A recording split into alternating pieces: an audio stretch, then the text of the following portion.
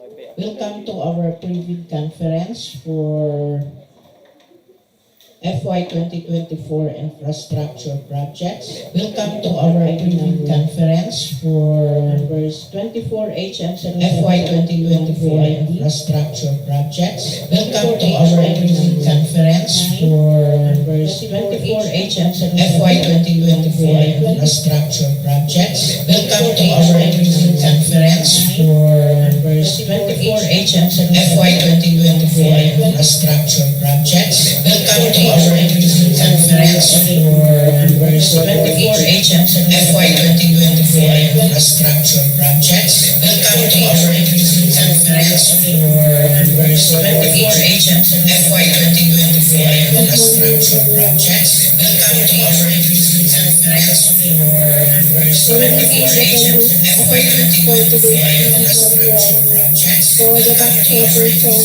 Jenny Sugagot, back vice chairperson, Jenny Calibo, back regular members, Eri Gawot, back additional members, Dennis A. Tumala, Ruby Principal in Jim Gurton, back PWD head, Principal A, back PWD members, Ivory Leon, Bernard B. Garay, Alin C. Manisal, Jeff M. Buhenosot, Domino Dominic Vinyala, for back Secretariat Head, Elsa C. Humadla, back Secretariat Members, Donomy Rose J. Duran, Maria Estrella Gracia M. Memorial, Tony E. Ujales, Rex M. Infal, and yours truly, Maria Eva Cruz. Since majority of the back members are present,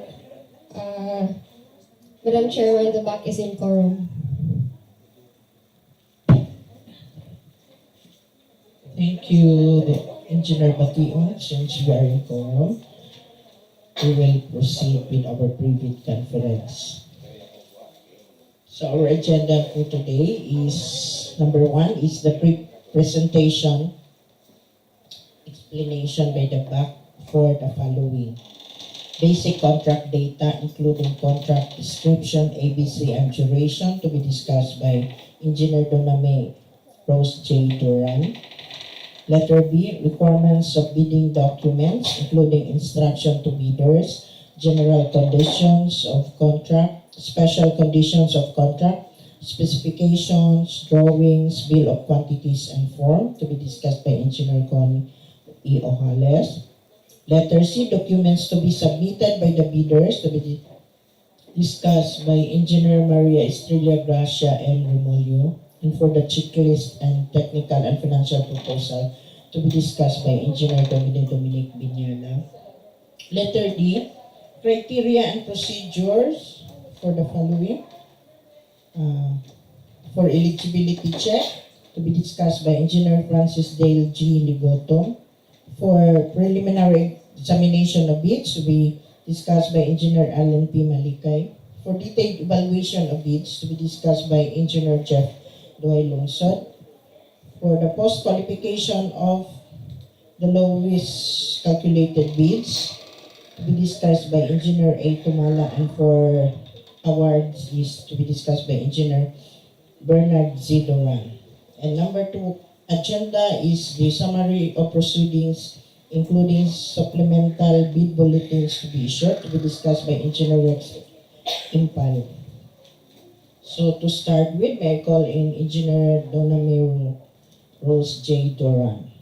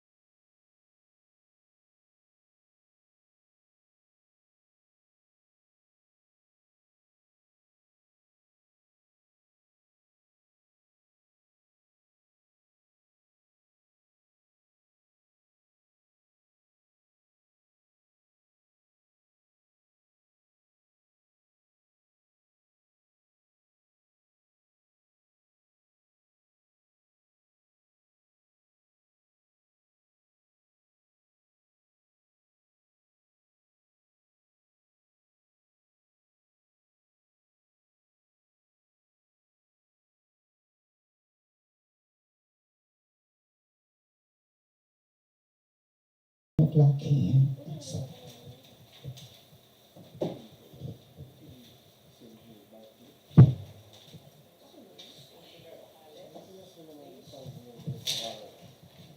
Once again, good morning. So for the requirements of bidding documents, the bidder shall submit one original and 2 copies of the first or technical and second, the financial components of its bid. And for the content of bidding documents, the following should be consisted in the bidding documents to be submitted. First is invitation to bid. Next is instruction to bidders, bid data sheet, general conditions of contract, special conditions of contract, specifications and drawings, bill of quantities, checklist of technical and financial documents, and bidding forms. These are all in accordance with ITB Clause 11. Then the DPWH shall post the complete set of bidding documents at its website www.dpwh.gov.ph and at PhilJeps www.philjeps.gov.ph for the general reference of the public for every contract to be procured starting on the first day of advertisement of the invitation to bid. Any prospective bidder or other interested party may thus view or download the bidding documents from the aforementioned websites. The bidders should note that the procuring entity shall only accept bids from the bidders that have purchased the bidding documents from the office indicated in the invitation to bid, or have downloaded the bidding documents from the websites of DPWH and PhilJeps, subject to payment of the fee for the bidding documents upon submission of their bids. Bid submission may be done manually or electronically or online. However, bidders should only select one mode of submission, either manual or electronic. Similar to manual submission, the guidelines for the preparation of submission of an electronic bid are contained in the bidding documents. The DPWH procuring entity shall also make hard copies of the contract-specific invitation to bid available to prospective bidders upon payment of a bidding document fee in accordance to Appendix 8 of 2016 Revised IRR of RA 9184. That's all.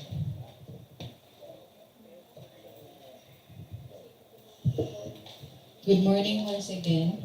For the documents to be submitted by the bidders, this is the checklist of the technical documents. First is the technical component envelope on Class A documents.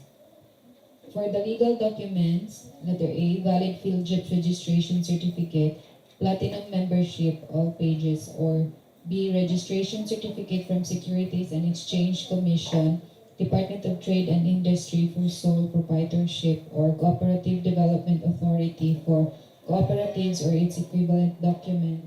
And C, mayor's or business permit issued by the city or municipality where the principal place of business of the prospective bidder is located, or the equivalent document for exclusive economic zones or areas.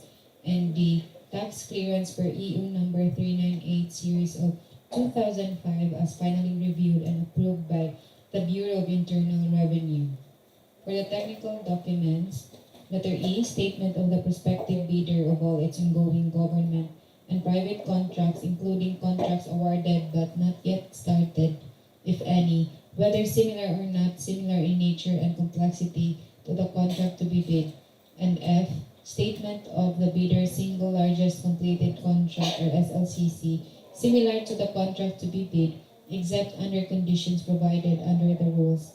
And G, Philippine Contractors Accreditation Board or PCAB license or special PCAB license in case of joint ventures, and registration for the type and cost of the contract to be bid. And H, original copy of bid security. If in the form of a surety bond, submit also a certification issued by the Issuance Commission or original copy of notarized bid securing declaration. And I, project requirements which shall include the following. organizational chart for the contract to be bid, list of contractors' key personnel, example given, project manager, project engineers, materials engineer, and foreman, to be assigned to the contract to be bid with their complete qualification and experience, and list of contractors' major equipment units which are owned, leased, and or under purchase agreement supported by proof of ownership or certification of availability of equipment from the equipment lessor or vendor for the duration of the project as the case may be, and J, original duly signed omnibus sworn statement or OSS, and if applicable, original notarized secretary certificate in case of a corporation, partnership, or cooperative, or original special power of attorney of all members of the joint venture, giving full power and authority to its officer to sign the OSS and do acts to represent the bidder. Morning, everyone. In continuation, checklist of financial documents. Financial documents, letter K. The prospective bidders audited financial statements showing, among others, the prospective bidders' total and current assets and liabilities, stamp received by the BIR or its duly accredited and authorized institution for the preceding calendar year, which will not be earlier than 2 years from the date of bid submission. And letter L, the prospective bidder's computation of net financial contracting capacity, NFCC, Class B documents. Letter M, if applicable, duly signed joint venture agreement, JVA, in accordance with RA number 4566 and its IRR in case the joint venture is already in existence, or duly notarized statements from all the potential joint venture partners stating that they will enter into and abide by the provision of the JVA in the instance that the bid is successful. For financial components envelope, letter N, original of duly signed and accomplished financial bid form and other documents requirements under RA number 9184. Letter O, original of duly signed bid prices in the bill of quantities. And P, duly accomplished detailed estimates form including a summary indicating the units prices of construction materials, labor rates, and equipment rentals used in coming up with the bid. And Q, cash flow by quarter. That's all.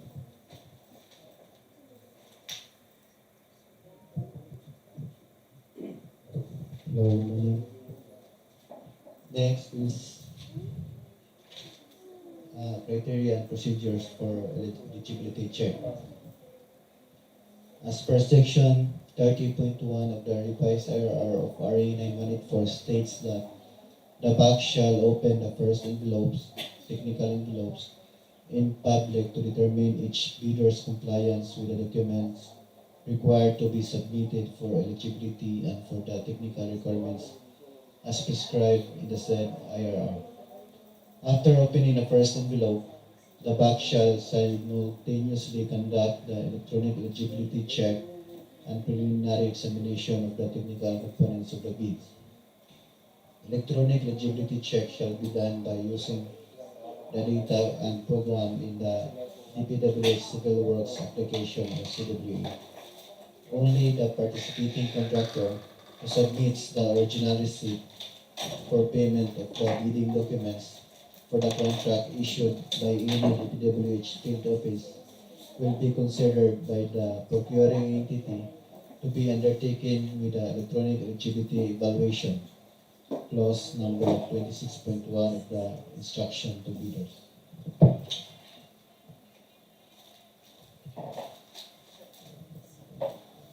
Preliminary examination of bids. Section 30 of the 2016 revised IRR of RA 9184. Prior to bid evaluation, the bank shall examine first the technical component of the bids using pass-fail criteria to determine whether all required documents are present. Bids that fail to include any requirement or are incomplete or patently insufficient shall be considered as failed. Reading out and recording the following per clause number 27.6 of the instruction to bidders. A. Name of the bidder. B. Whether there is a technical modification or substitution. C. Presence, amount, and validity of the bid security. D. Presence or absence of each document comprising the technical proposal as per checklist of the required documents. Only the bids that are determined to contain all the bid requirements of the technical components shall be considered for opening and evaluation of their financial component. Good morning. Detailed evaluation and comparison of bids. Section 31 of the instruction to bidders. Letter A. The procuring entity shall evaluate and compare in detail only the bid that are rated as complying pass for both technical and financial proposals pursuant to ITB Clause 26. The bid with the lowest price in the ranking shall be identified as the lowest calculated bid. B. To determine the lowest calculated bid, the BAC shall use the non-discretionary pass-fail criteria as stated in the IV, which shall include in consideration of the following: 1. Completeness of the bid. 2. Arithmetical corrections. 3. Evaluation of equal footing to ensure fair and competitive bidding comparison. Rule on discrepancy per section 2-3 of the revised implementing rules regulation of RA 9184. In case of discrepancy between bid prices and figures and in words, the letter shall be billed. B.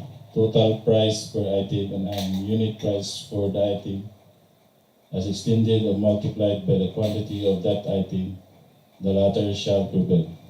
C. Stated total price and actual sum of prices of the component items, the latter shall prevail.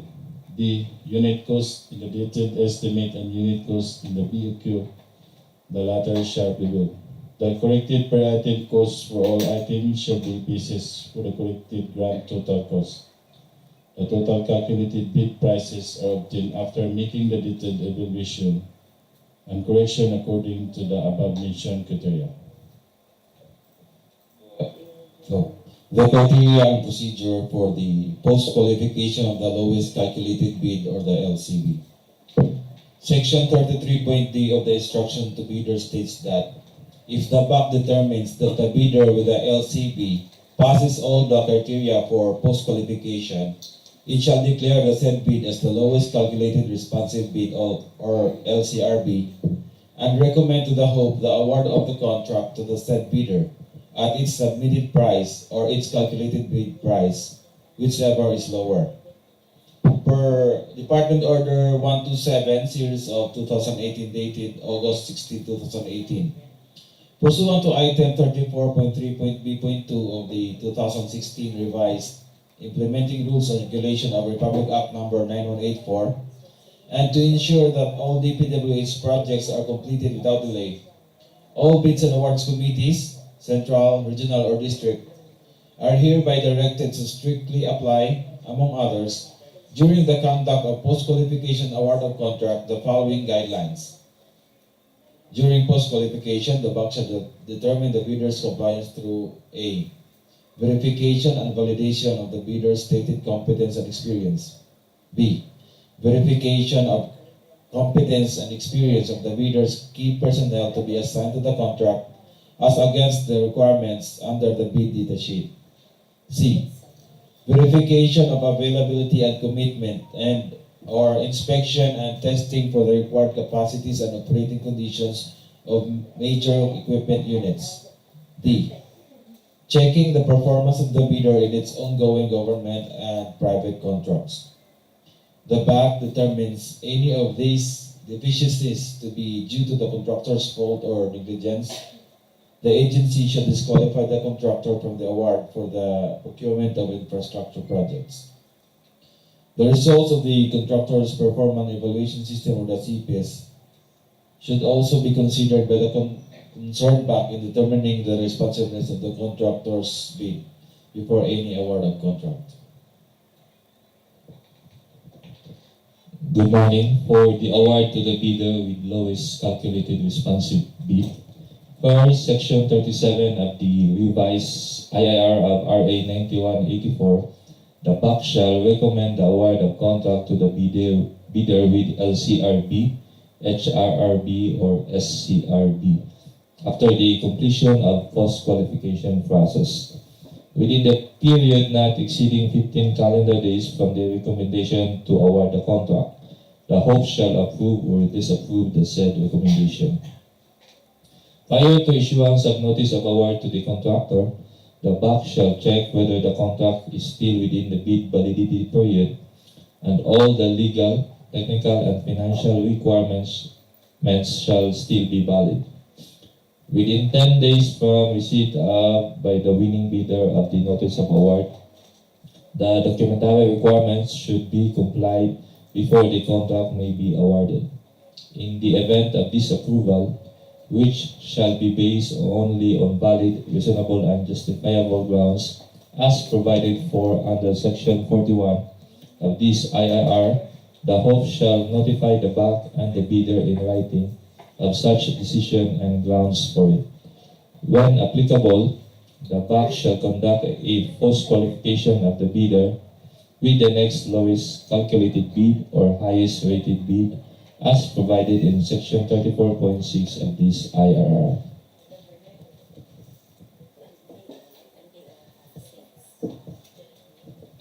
Good morning. For summary of proceedings, including clarification, amendment of bidding documents through bid bulletin. The entire procurement process shall be in accordance with the updated 2016 revised IRR of RA 9184 and its implementing rules and regulation. The procurement schedule will be followed unless amendment will be issued. Bidders may request clarifications or an interpretation of any part of bidding documents. Such a request may be in writing and submitted to the procuring entity at the address indicated in the bidding documents at least 10 calendar days before the deadline set for the submission and receipt of bids. The BAC of the procuring entity shall respond to the said request by issuing a bid bulletin.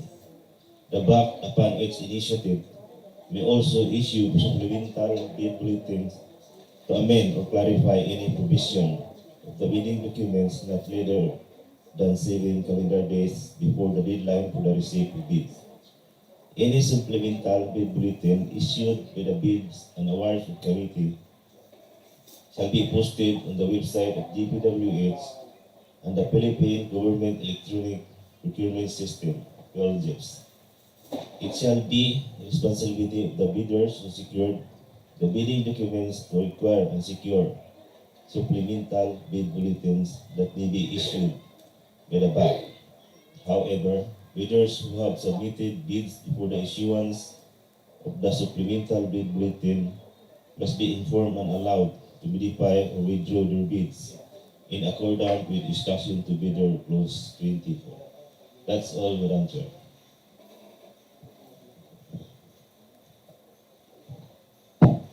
Okay, thank you guys.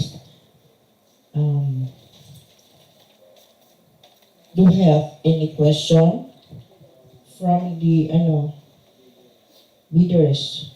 Is there any audience? No. So we have other matters here. To all the interested bidders or participating bidders, the dropping and opening of bids for this project will be on August 28 at 10 a.m. Please be reminded that we have received a memorandum dated June 14, 2024. Subject is implementation of assigning accredited contractors and consultant project engineers. So, I will read. In accordance with our ongoing effort to enhance the quality and efficiency of our infrastructure project, please be reminded of the implementation of Section 3.0 of the Department Order Number 94, Series of 2020, regarding the assignment of accredited contractors and consultant project engineers to be project engineers to the DPWH project, which will start on July 1, 2024, per Department Order Number 156 Series of 2023, and will form part of the requirements during the bidding process. Likewise, please be informed that engineers who pass the accreditation examination administered by the Bureau of Quality and Safety, or BQS, up until calendar year 2023, will have until June 14, 2024 to file on the application for accreditation. Otherwise, their examination rating will no longer be valid. For those engineers who took and passed the accreditation examination last February 2024, and for those who will pass the succeeding examination, the result shall have a validity period of 1 year from the date of release of the report rating. Please disseminate, this information to all relevant contractors and consultants within your area of jurisdiction and ensure compliance with this directive. Your cooperation in this matter is crucial in achieving the desired outcomes and maintaining the integrity of our project execution. For strict compliance, signed by Adorji Canlas, Undersecretary for Technical Services and Information Management System. So on August 28, 2024, part sa ato ang examination, preliminary examination is the accredited project engineer of the contractor. So wala.